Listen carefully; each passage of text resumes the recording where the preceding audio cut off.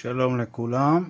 בסרטון הבא נדבר על בעיות טעינה במחשבים ניידים ואיך לאבחן את זה.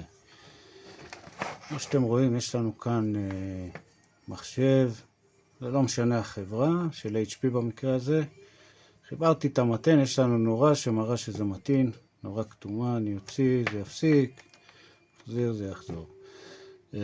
ברגע שיש לנו ניתוקים ובעיות ואנחנו צריכים לשחק עם המתן, אז יש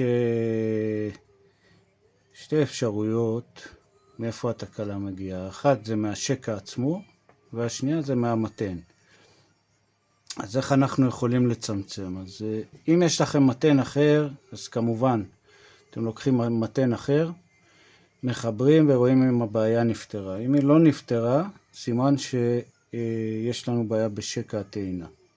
אם אין לכם מתן אחר, מה שמומלץ בדרך כלל לעשות זה לקבע את החלק הזה של המתן עצמו ולשחק רק עם החלק הזה ולראות אם יש בעיה.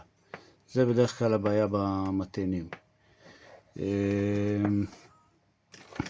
בקיצור, ברגע שיש בעיות של טעינה, הדרך הקלה ביותר זה להחליף מתן ולראות אם התקלה נפתרה.